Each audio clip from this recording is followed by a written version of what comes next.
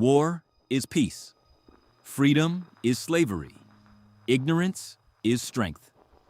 If you heard these words spoken aloud in your world, you would laugh.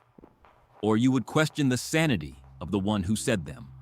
But in the world of 1984 by George Orwell, these are not absurdities. They are truths. They are written on walls, broadcast through speakers, carved into the psychology of an entire civilization. And no one flinches. No one protests. No one even pauses long enough to ask why. This is not merely a dystopian novel. It is a philosophical autopsy of totalitarian power, and its warning is eternal. In the superstate of Oceania, a single party rules all. Its symbol is a face, a mustached figure with calm, watchful eyes. Big Brother. He may exist, he may not. It does not matter. His image is everywhere. Big Brother is watching you. Telescreens monitor every movement, in homes, in workplaces, in public squares. Privacy is treason, but surveillance is only the outer wall. The true prison is invisible. It is called thought crime. In Oceania, you are not punished merely for what you do. You are punished for what you think, to doubt the party, to question reality, to remember differently. These are crimes, and they are the most dangerous of all. The party understands a simple truth. If you control thought, you control existence. Thought crime is not about rebellion, it is about deviation. A raised eyebrow, a skeptical glance, a silent memory that contradicts official history. Even doubt becomes treason. And once doubt is criminalized, conformity becomes survival. But how does a regime convince millions to surrender their inner world? Through propaganda. Not crude propaganda, psychological propaganda. In 1931, sociologist William Bedell outlined 4 principles of effective propaganda.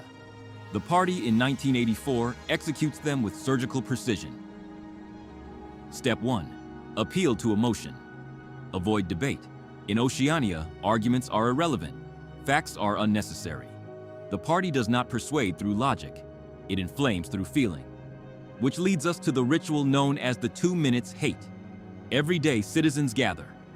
A screen flickers.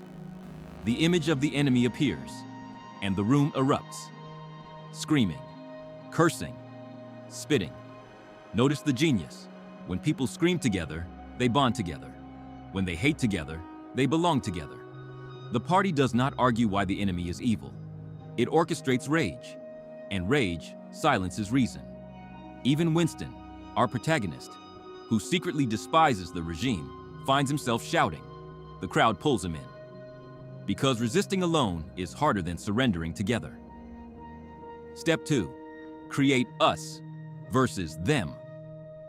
The party is always at war. If not with one enemy, then with another. The enemy's name changes. The hatred remains. Why?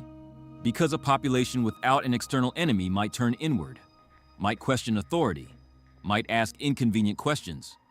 But a population consumed by fear and hatred is obedient. Step 3. Target groups, not individuals. Propaganda works best in crowds. In isolation, a man may think. In groups, he reacts. Individual resistance dissolves. A solitary skeptic becomes a screaming patriot. Step 4. Hide the propagandist. Big Brother is everywhere, yet nowhere. He never appears in flesh. He is an idea, a projection, a myth. And myths are harder to confront than men. But propaganda alone is insufficient. There will always be minds like Winston's, quiet, reflective, dangerous. So the party deploys a subtler weapon. Language. They call it Newspeak. Newspeak eliminates words the party finds inconvenient. Freedom, rebellion, justice, gradually erased. Because language is the architecture of thought. If you remove the word tyranny, how long before the concept fades? If you cannot articulate dissent, can you sustain it? The party's goal is not merely to suppress rebellion. It is to make rebellion unthinkable, not illegal, impossible. There is another pillar of control. History. The party rewrites it constantly. Yesterday's ally becomes today's enemy. Records vanish. Photographs are altered. Documents are destroyed. And a terrifying truth emerges. If all evidence changes and all voices agree, how long before you doubt your own memory? Winston works at the Ministry of Truth. His job is to falsify the past. He knows the lies. Yet without proof, even he begins to question himself. The party's slogan is clear. He who controls the past controls the future. He who controls the present controls the past. Reality becomes fluid. Truth becomes negotiable. The surveillance state in 1984 echoes the philosophy of Jeremy Bentham. Bentham designed a prison model called the Panopticon, cells arranged in a circle, a watchtower in the center. The prisoners cannot see the guard, but they know he might be watching, and so they behave.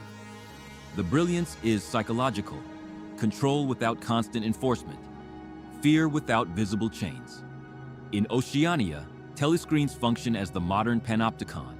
Citizens never know when they are observed, so they assume they always are. Even children report their parents. Even spouses betray one another. Surveillance seeps into the soul. Despite all this, Winston dares to resist. He writes in a diary. He falls in love with Julia. He dreams of rebellion. Hope flickers. But hope is dangerous. He is betrayed, arrested, delivered to O'Brien, a high-ranking party member who pretends to be an ally. O'Brien does not merely torture Winston's body. He dismantles his mind.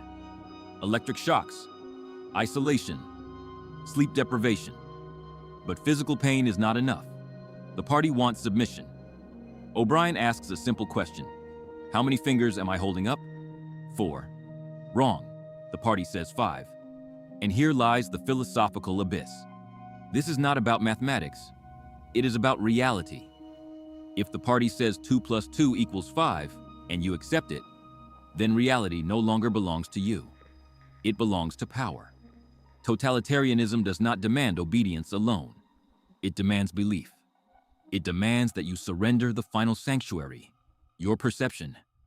And then comes Room 101, the place of your worst fear. When faced with unimaginable terror, Winston betrays Julia. "Do it to her," he screams. In that moment, he is broken. Not physically, but morally, spiritually. He no longer resists. He loves Big Brother. Is Winston's fall absolute? Yes. And no. The party needed extraordinary effort to break him. Surveillance, propaganda, torture, all to crush a single mind. What if there had been thousands like him? What if doubt had multiplied?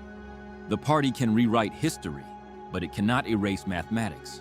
2 + 2 is still 4, even if whispered in silence.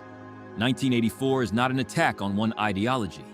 It is a warning against all forms of totalitarianism. Any system that suppresses free thought, that manipulates language, that manufactures enemies, that rewrites history, walks the same path. The most dangerous prison is not built of walls. It is built of fear. And fear thrives where individuals surrender thought. Guard your mind. Protect your language. Question narratives. Because the moment you accept that 2 + 2 can become whatever power demands, you no longer live in reality. You live in permission.